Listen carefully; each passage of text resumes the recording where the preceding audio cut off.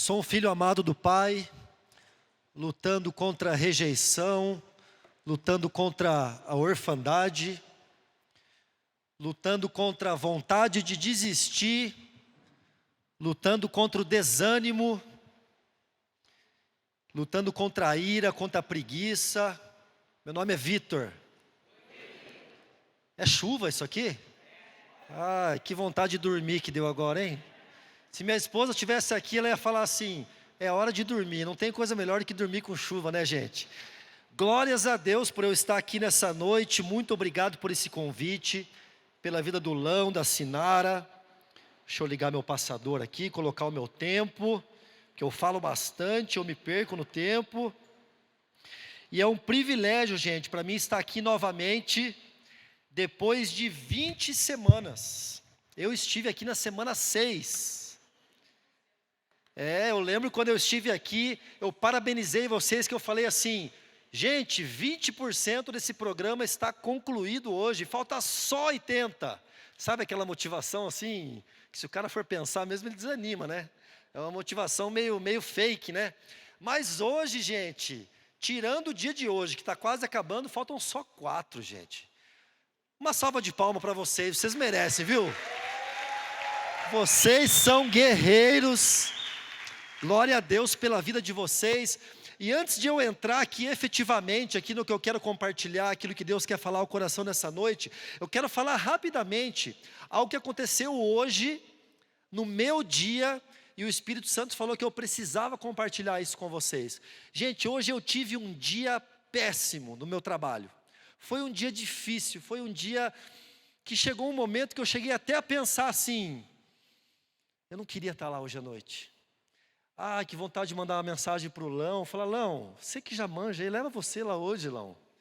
Mas o Espírito Santo falou no meu coração: Vitor, eu estou permitindo que você passe hoje por um dia difícil, porque muitas pessoas que estão participando desse programa, estão vindo aqui nas terças-feiras, depois de um dia difícil.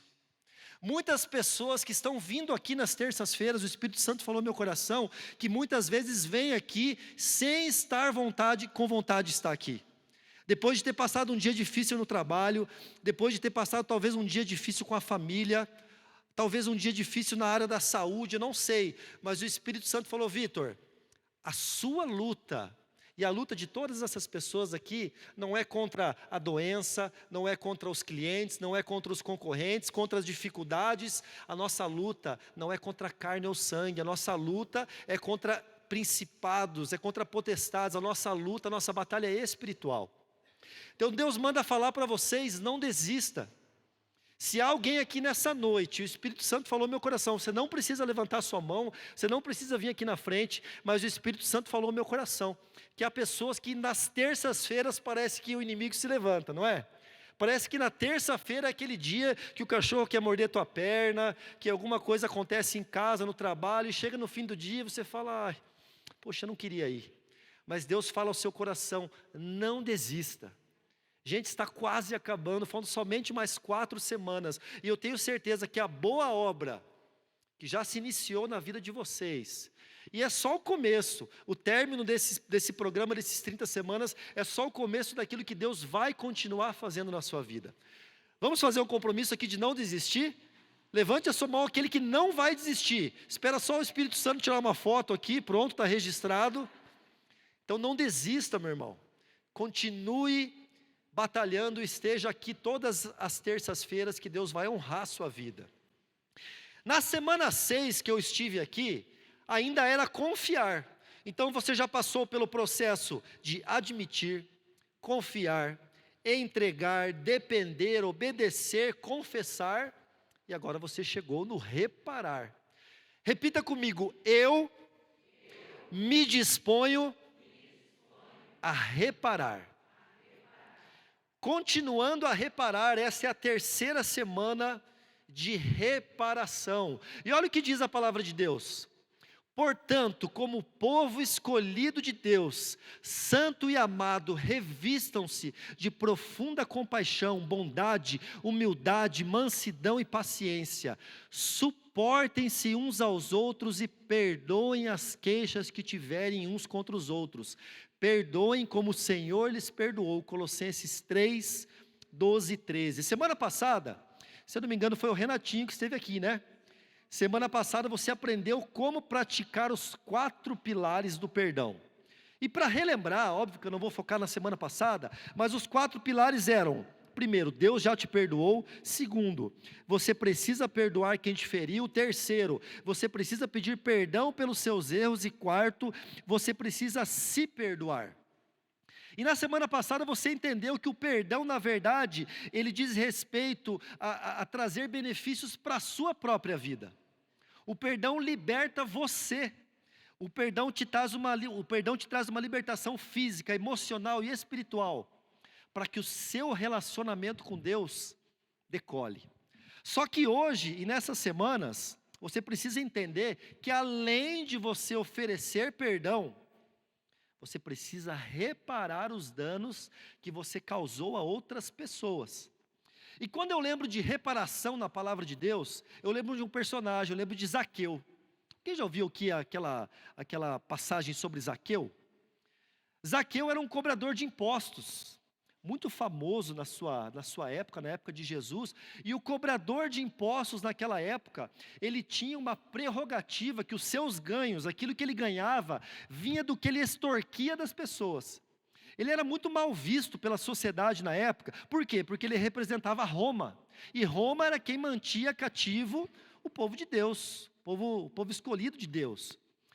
E aí, Zaqueu era um cobrador de impostos, mas quando ele tem um encontro verdadeiro com Jesus, ele não somente pediu perdão pelos seus erros e pelas suas falhas. Ele disse para Jesus: se de alguém eu roubei, ele sabia que ele tinha roubado, eu devolverei 4 vezes de tudo aquilo que eu roubei dessas pessoas. Isso chama-se reparação.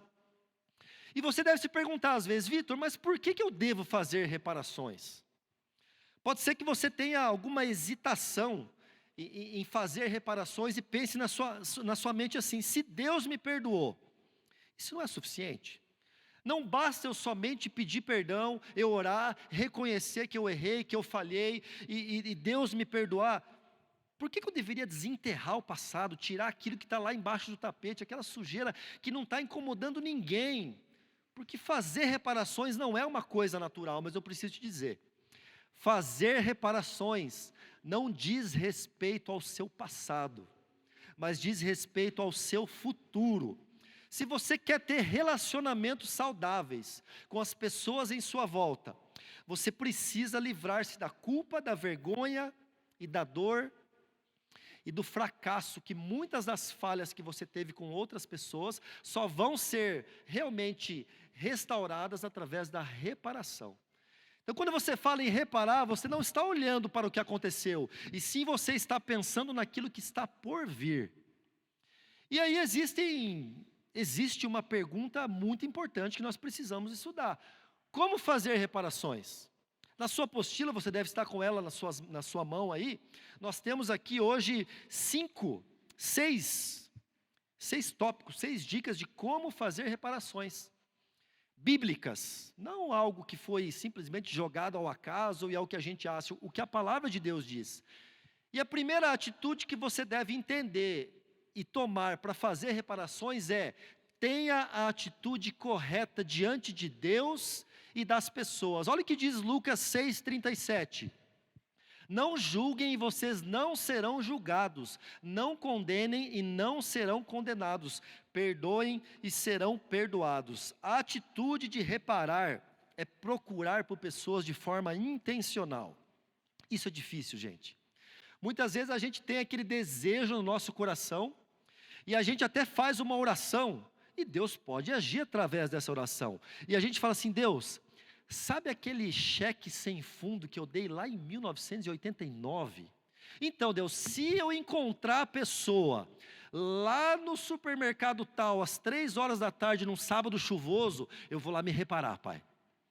Deus pode fazer? Claro que pode. Deus pode fazer todo esse acaso. Deus fez isso com Gideão, né? Não foi Gideão que fez aquela oração? E Deus pode fazer, às vezes, aquelas orações mais malucas acontecer, essas coincidências.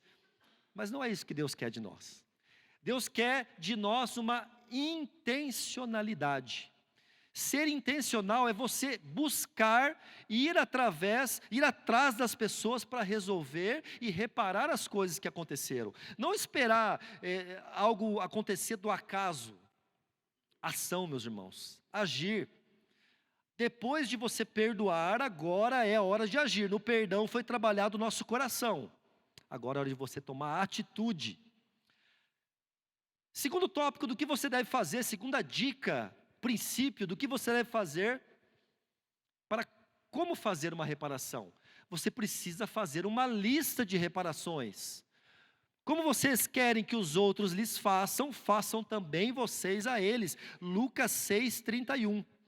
E quando você estiver preparando a sua lista, meus irmãos, não fique se preocupando de como você vai fazer para se reparar. Às vezes você fica pensando ao fazer essa lista, poxa, mas como é que eu vou entrar em contato com aquela pessoa? Como é que eu vou tocar naquele assunto tão difícil? Não é o momento de você pensar nisso. Uma coisa é você identificar as pessoas que você precisa colocar na sua lista. E a outra é agir. Dê um passo de cada vez. Se você está com a sua apostila aí, você não vai fazer todas as pessoas agora, mas na página 280, pelo menos uma pessoa, se você não preencheu ainda, agora é o momento de o Espírito Santo colocar no seu coração, pelo menos uma pessoa. Você vai fazer uma lista de pessoas, são várias pessoas e fatos que machucaram você, as quais você precisa estar disposto a perdoar.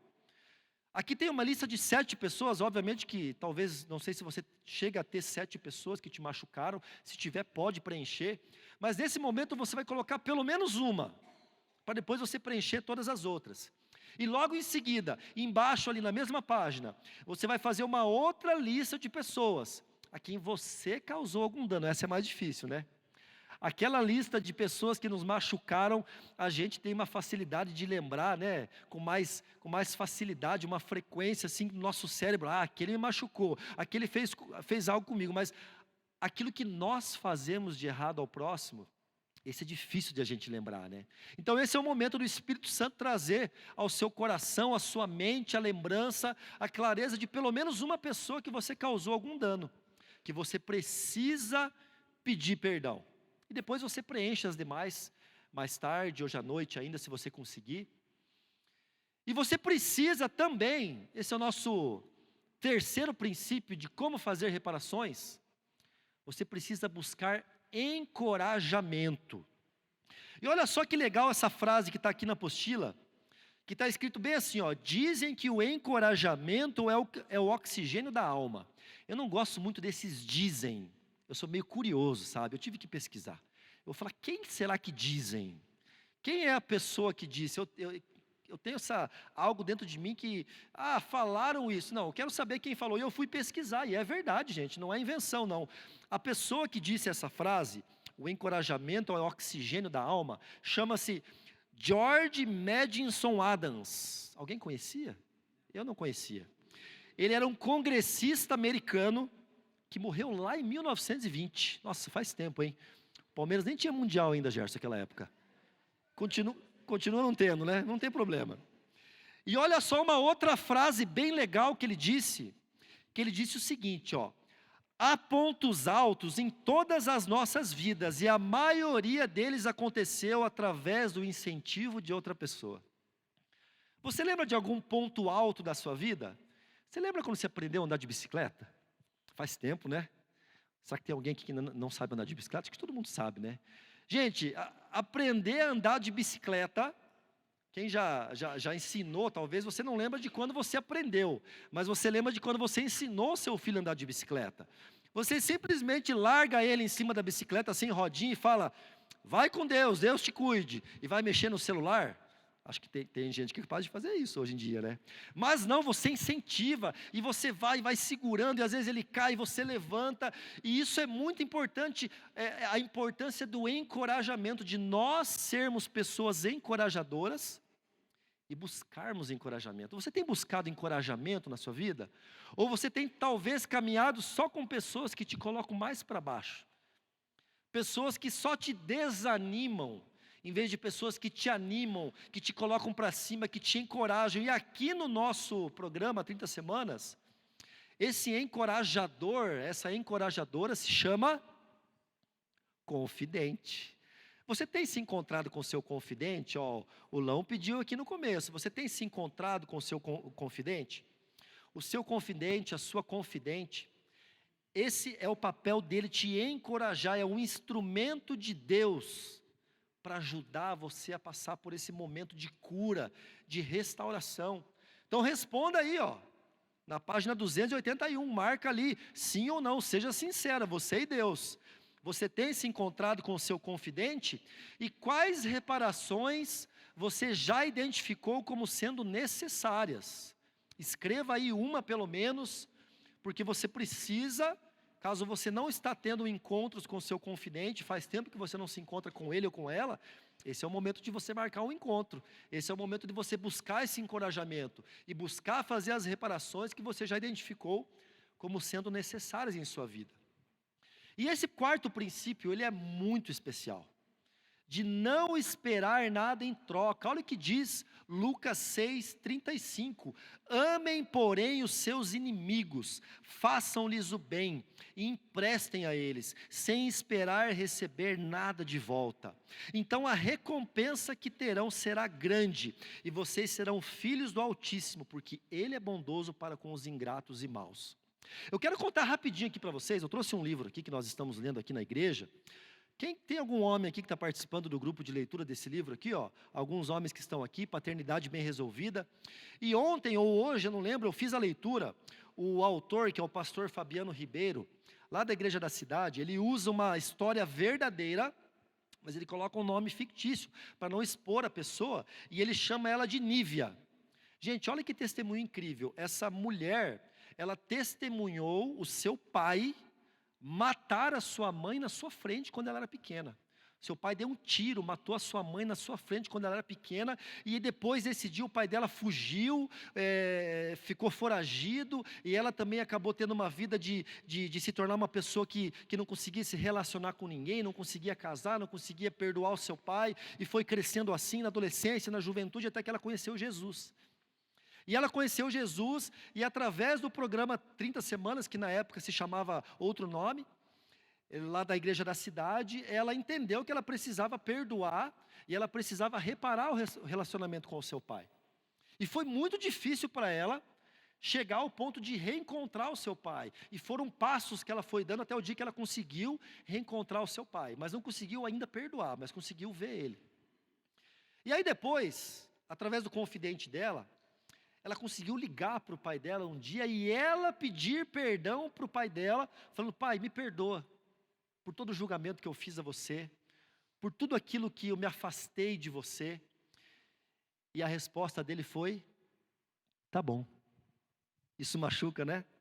Muitas vezes a gente não espera em troca, às vezes a gente não chega em alguém que nos machucou, e nós vamos lá humildemente pedir perdão, talvez pela reação que nós tivemos daquilo que a pessoa fez em nós, porque esse é o princípio bíblico. Eu não tenho que ir lá jogar na cara dela: olha, eu quero te pedir perdão, mas na verdade eu errei, porque você fez isso. Não. A gente chega às vezes humildemente: olha, me perdoa, porque eu me afastei, como ela falou.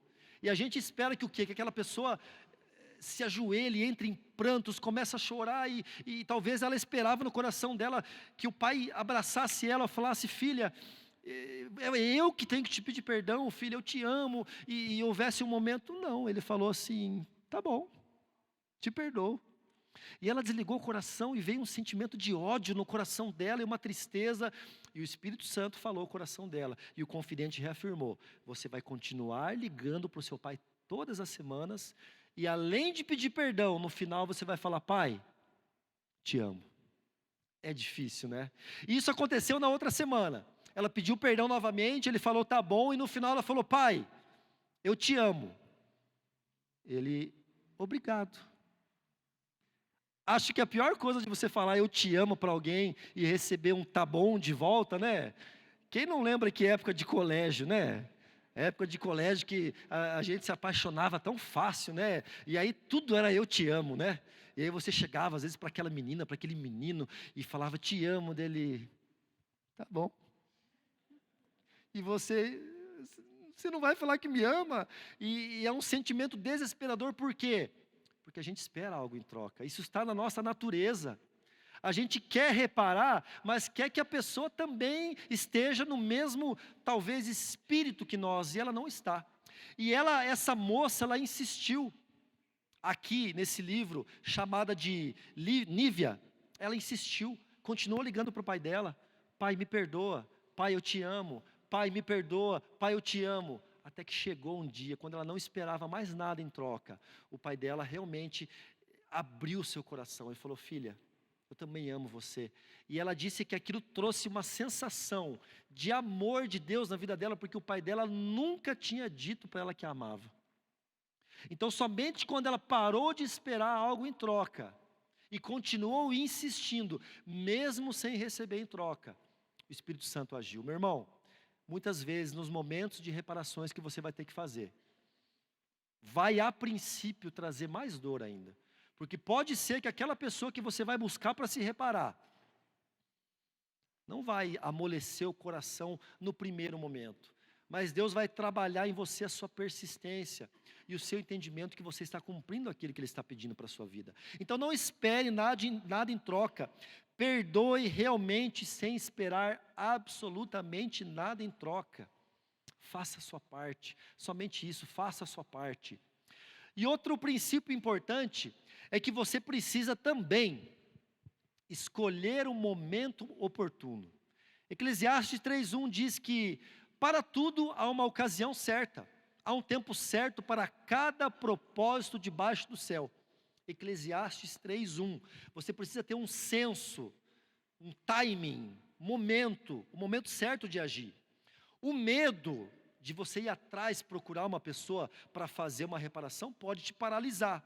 E o orgulho também pode te cegar, a ponto de você achar que não preciso mexer nisso não. Então não deixe o sentimento do medo e do orgulho te paralisar, te cegar. Só que também você não pode tomar ações precipitadas. Sair daqui hoje desesperado e 2, 3 horas da manhã começar a ligar para todo mundo, ir na casa de todo mundo. Calma, respira. Tenha sabedoria em escolher o momento oportuno. Você tem que ter equilíbrio. E você pode me perguntar: Vitor, mas eu não tenho essa sabedoria. Eu sou muito afoito, eu sou muito afobado, eu já quero resolver tudo de cara e às vezes eu acabo piorando as coisas. Esse versículo precisa estar dentro da sua mente, ele não está aí.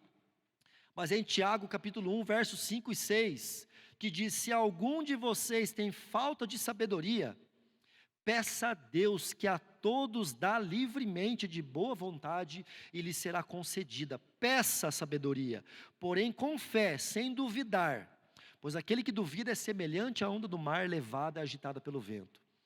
Você já orou pedindo sabedoria a Deus? A palavra é clara. A palavra diz que quando a gente ora pedindo a Deus sabedoria, Ele nos dá livremente. Então ore ao Senhor. Fala: Deus, me dê sabedoria de como eu devo agir. Você já fez a lista das pessoas. E agora você precisa entender qual é o melhor momento de agir e qual é a estratégia que você vai usar para agir. E para isso você precisa ter a sabedoria que vem do alto. E isso, meus irmãos, só vem através da oração, só vem através dos seus encontros com o seu confidente, quando você vai abrir o seu coração e o Espírito Santo vai falar através da tua partilha o melhor momento para você agir. Tiago 1, 5, 6. E você precisa também começar a viver as promessas de Deus. Romanos 12, 18 e 19 diz: façam todo o possível para viver em paz com todos. Amados, nunca procurem vingar-se, mas deixem com Deus a ira, pois está escrito: minha é a vingança, eu retribuirei, diz o Senhor. Fazer reparações é uma atitude, é um ato de obediência à palavra de Deus.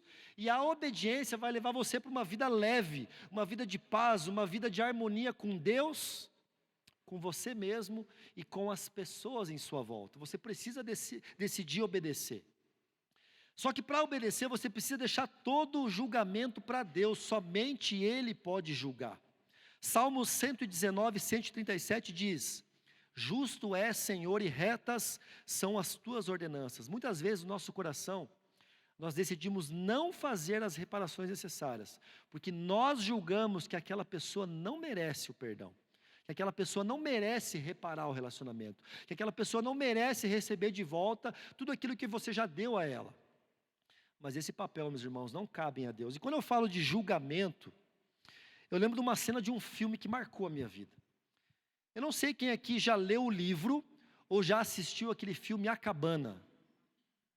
É um livro incrível, é um filme, uma adaptação que foi feito incrível. E a cena que mais marca a minha vida é quando, para quem não conhece essa história, conta a história de um homem religioso, um homem cristão, pai de 3 filhos, ele tem 2 meninas e um menino mais velho, e ele vai na igreja todos os domingos, ele é o típico cristão americano, e aí no final de semana, ele vai lá acampar, e uma das suas filhas, a menorzinha, ela some, desaparece.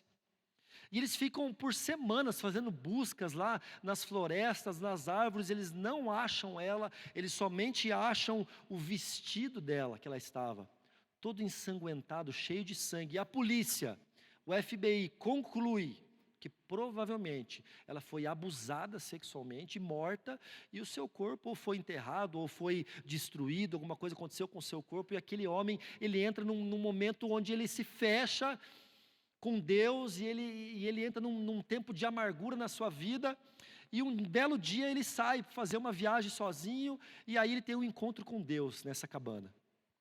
Ele tem um encontro com Deus, com Jesus e com o Espírito Santo, a trindade, cada um delas representada por uma pessoa diferente, no filme, no livro. E num desses momentos, ele está lá, dentro de uma caverna, eu não lembro se é o Espírito Santo que conduz a ele, tem um trono, e ele fala: você se acha digno de ser o juiz? Ele falou: sim, eu gostaria de julgar. E ele senta naquele trono.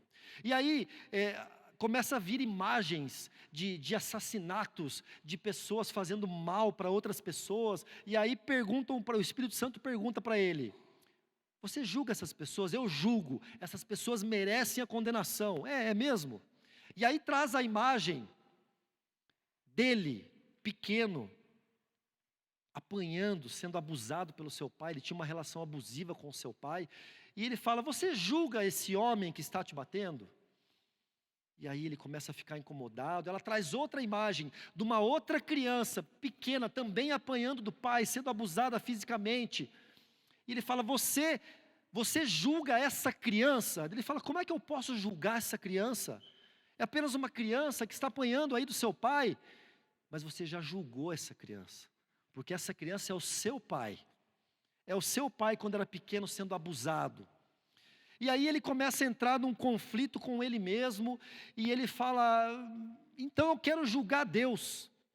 Deus é o culpado, não são as pessoas então que são os culpados, o culpado é Deus, porque foi Deus que não poupou a minha filha. É tudo culpa de Deus, Ele que não impediu que minha filha fosse abusada, que minha filha fosse morta.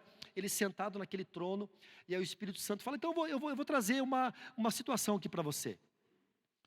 E ela traz a imagem, os seus 2 filhos ainda vivos, o seu filho mais velho e a sua filha.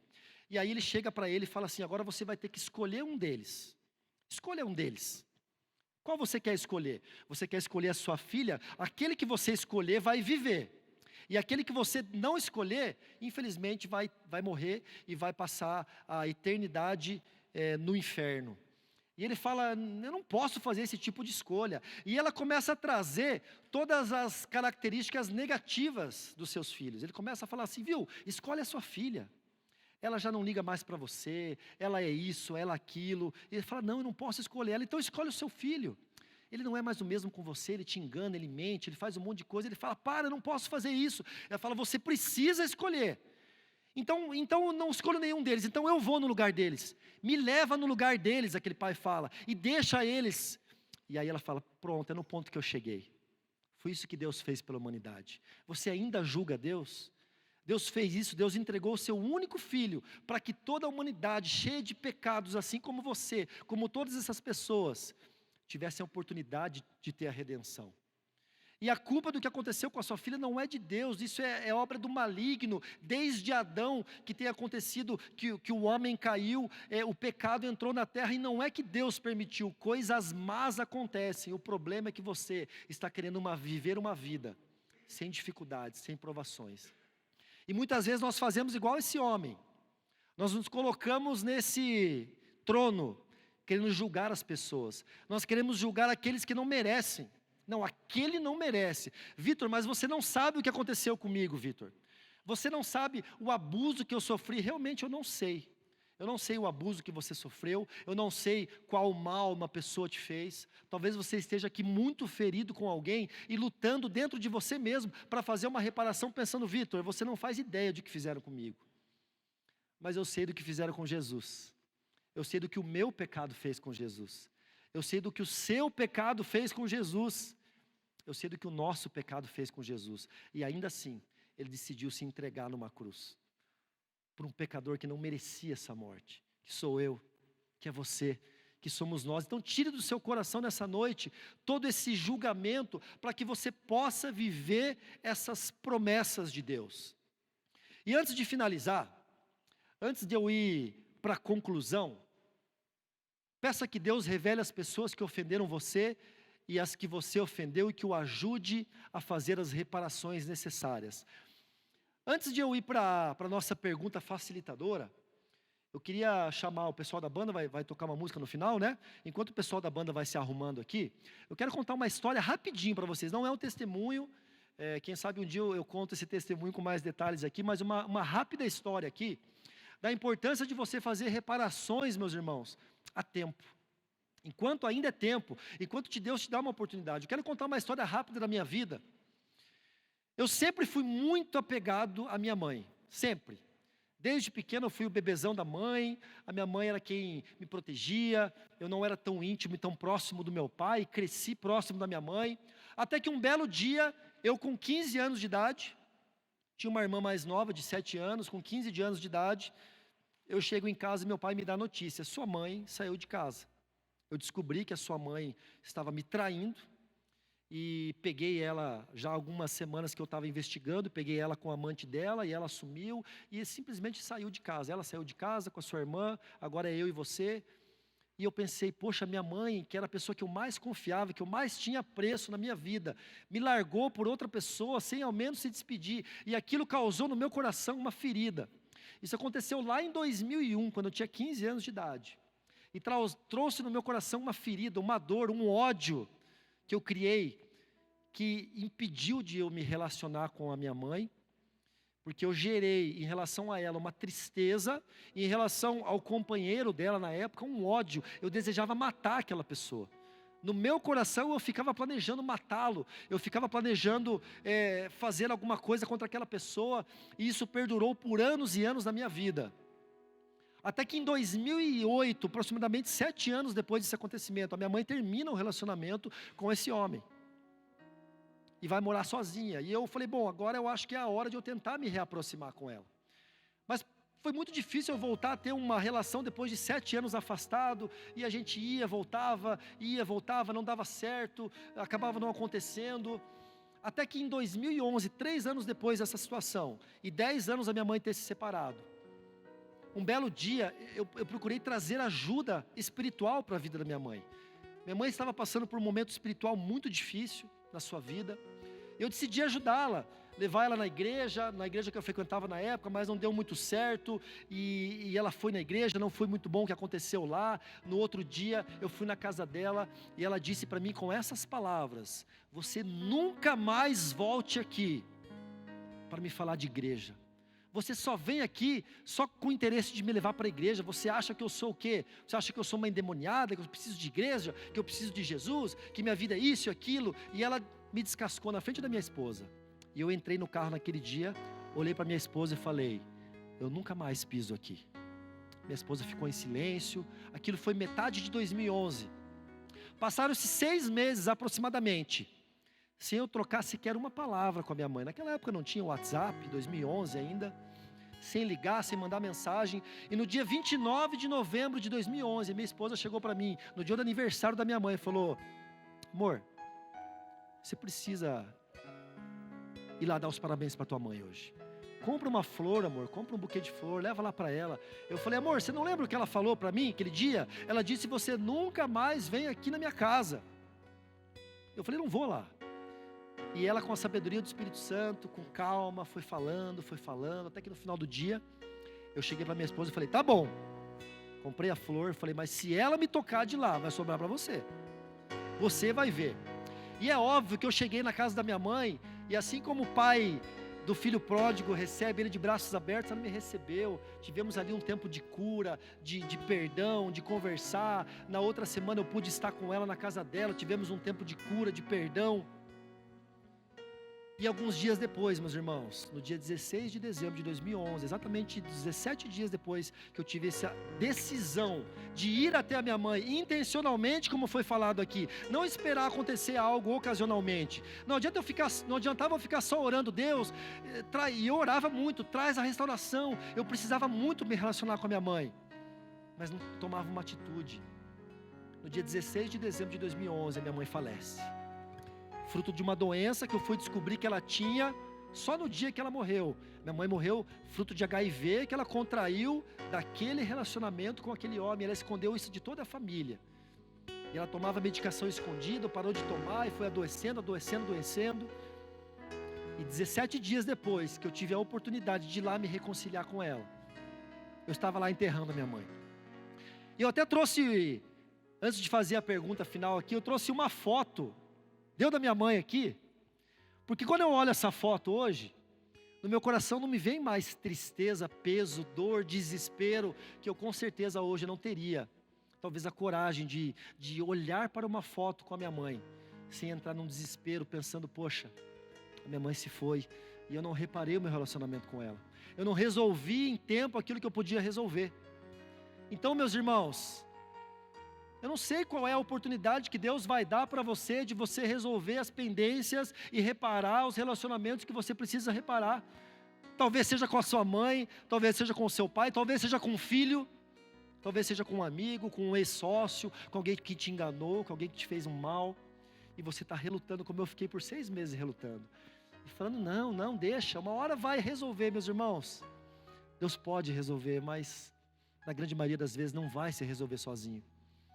Minha palavra para vocês, para encorajar vocês essa noite é: tome uma atitude. Deixe o medo de lado, a vergonha, a preocupação, não espere nada em troca. Eu tinha medo, eu esperava algo em troca da minha mãe. E o que eu recebi dela foi realmente um abraço, eu te amo. Mas talvez ela poderia ter falado, aqui você não entra, e aí? Fiz a minha parte. Mas meus irmãos, não deixe para amanhã aquilo que você pode fazer hoje. Deus está te dando uma oportunidade nessa noite de você começar a tomar atitudes de reparação na sua vida. E a pergunta que eu queria fazer antes de nós irmos para o louvor é: quais são as pessoas e fatos que você precisa reparar esta semana, meus irmãos? Não é nesse ano de 2022. É nessa semana, não é nesse mês, não é não sei quando. É essa semana, meus irmãos. Coloque em ação. Você está aqui dedicando o seu tempo precioso da sua vida, aprendendo, coloque isso em prática. A palavra fala que aquele que ouve e não pratica é como um insensato, é como um tolo, é como aquele que constrói a sua casa na areia. Não construa a sua casa na areia, meu irmão. Construa essa casa sobre a rocha. Coloque em prática tudo que está sendo colocado aqui para você nesse programa. E nessa semana é um desafio. É desafiador, meus irmãos, é difícil, não é fácil.